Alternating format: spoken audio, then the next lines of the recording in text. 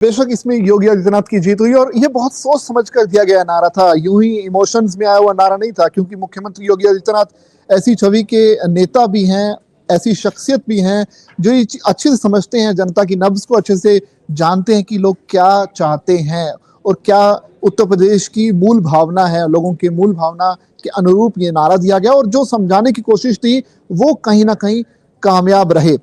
अब ये जो 2024 के उपचुनाव थे, इसके बाद अब जो है 2027 में विधानसभा चुनाव होने हैं उत्तर प्रदेश में। तो ऐसे में एक तरह से 2027 के चुनाव की नींव रखने में कामयाब रही है बीजेपी। एक तरह से ये बताने की कोशिश करती रही कि लोकसभा चुनाव में जो हुआ वो सो हुआ, लेकिन उसमें एक तरह से कांग्रेस और समाजवादी पार्टी का जो गठबंधन था लोगों को बहकाने में कामयाब रहा। ये बीजेपी का तर्क था। कहीं ना कहीं नितेश, हम ये मान सकते हैं ये जो नतीजे हैं उपचुनाव के, इनका असर जो है 2027 के विधानसभा चुनाव में जरूर देखने को मिलेगा। कुछ हद तक तो कहा जा सकता है, लेकिन थोड़ी जल्दबाजी होगी इसमें। 2027 के मामले में तो इसको ये कहना थोड़ा सा जल्दबाजी होगा, क्योंकि अभी 2024 चल रहा है। राजनीति में 3 साल में बहुत कुछ बदल जाता है।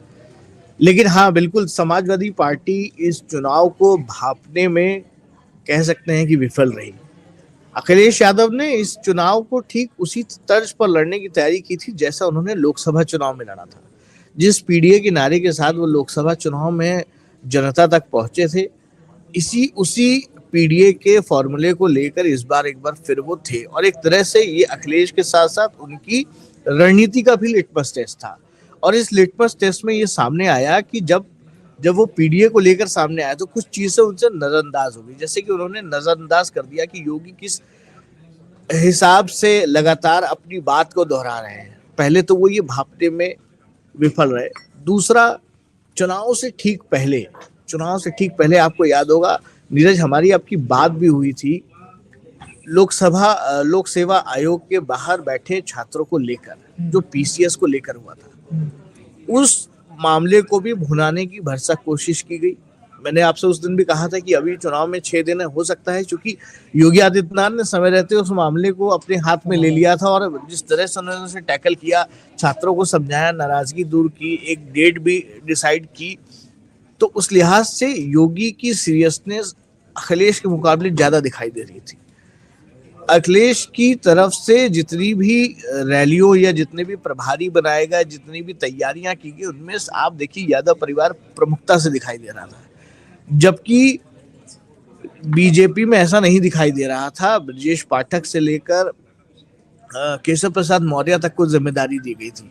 एक एक सीट के लिए पर्यवेक्षक बनाए गए थे। आप समझिए कि करहल को सपा का गढ़ माना जाता है, लेकिन करहल को जीतने के लिए, करहल को पे कब्जा की इतनी जो आजमाइश थी कि बीजेपी ने अपने जितने भी हाई प्रोफाइल नेता थे सबको करहल में उतार दिया था और सब ने रैलियां की।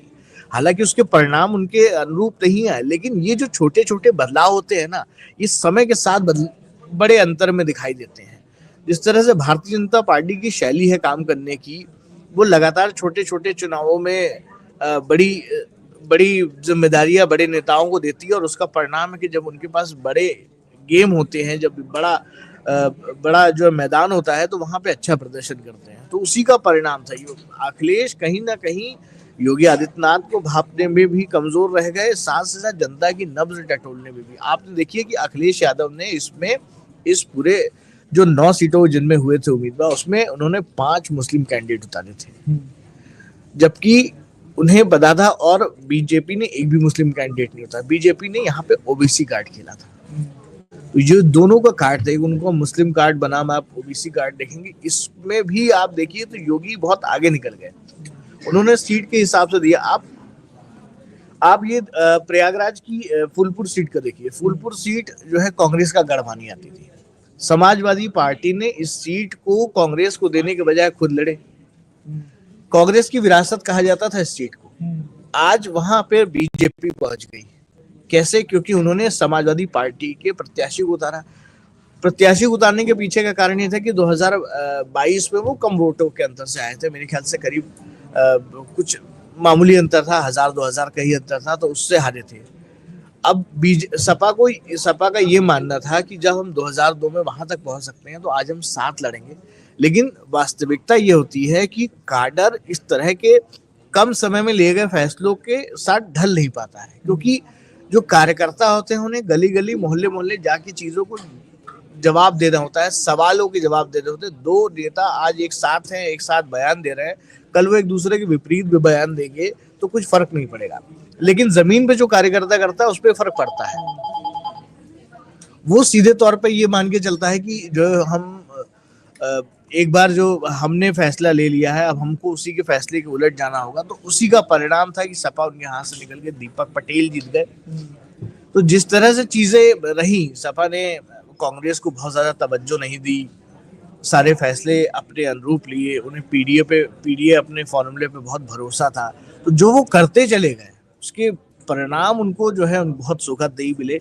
सब चूंकि करहल उनकी परंपरागत सीट रही है, वहां से वो खुद भी विधायक रहे हैं, उनके परिवार का ही दबदबा रहा है, तो करहल तो उन्होंने निकाल ली। सीसामऊ जीतने के पीछे कारण था इरफान सोलंकी का सहानुभूति का एक फैक्टर था, सबसे बड़ा फैक्टर तो वो था। और पूरे चुनाव प्रचार के दौरान देखते रहेंगे नसीम सोलंकी जो है लगातार इस बात को बोलती रही कि जो है सरकार ने, राज्य की सरकार ने दम पर जो है इरफान को जेल में डाल रखा है। तो वो एक सहानुभूति का फैक्टर, जो सिंपैथी का फैक्टर था, वो उनको मिला, तो सीसामऊ और करहल वो जीत गए, लेकिन उनके हाथ से बहुत कुछ निकल गया। मुझे लगता है कि समय रहते अगर इसका आकलन करें तो सही नतीजे, क्योंकि 2027 में भी समय है, अगर रणनीति बनाएं इसके अनुरूप तो शायद हो सकता है कि कुछ परिणाम हो। लेकिन नितेश, आप मानते हैं कि एक बहुत बड़ा कारण ये भी रह गया कि सपा ने अपने साथ जो सहयोगी थे कांग्रेस, उन्हें नहीं लिया, उन्हें किसी सीट पर चुनाव लड़ने नहीं दिया, ये एक बहुत बड़ा कारण हो सकता है पीडीए का जो फॉर्मूला था इन चुनाव में फेल होने का? एक कारण तो था, मतलब इसको नजरअंदाज नहीं किया जा सकता है कि सपा ने ये तय किया कि 9 की 9 सीटों पे लड़ेंगे। चुनाव से ठीक पहले कांग्रेस और सपा में एक खास तरह की तनातनी भी देखने को मिली, जिसे इनकार नहीं किया जा सकता है। और ऐसा नहीं है कि वक्त रहते ये तनातनी खत्म हो जाती है, क्योंकि बड़े नेताओं की तनातनी जब पर्दे पे दिखाई देने लगी, टीवियों पे दिखाई देने लगी, तो इसका मतलब है कि इसका असर कार्यकर्ताओं तक पहुंच गया है, और कार्यकर्ताओं पर असर पहुंचने के बाद इतनी आसानी से जाता नहीं है।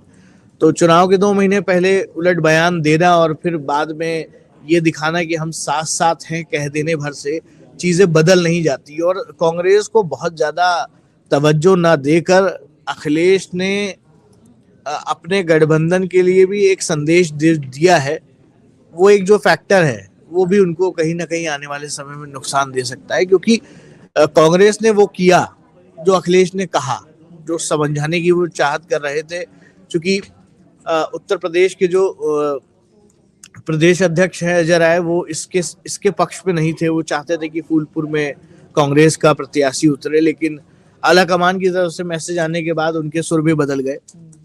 आला कमान ने इस मामले को समझ तो लिया, या हो सकता है कि कांग्रेस ने इस बात को स्वीकार कर लिया कि हो सकता है कि हम उत्तर प्रदेश में ना जीते, लेकिन आने वाले समय में जब अखिलेश नेगोशिएशन के टेबल पर होंगे, जब सीटों के बंटवारे पर बात चलेगी, तो कहीं ना कहीं ये फैक्टर अखिलेश के खिलाफ भी जा सकता है। जब उनसे पूछा जाएगा कि भाई जब आपने हमें 2 सीटें भी नहीं दी, तो आज आप जिस स्थिति में दबाव बनाने की कोशिश कर रहे हैं वो शायद ना हो।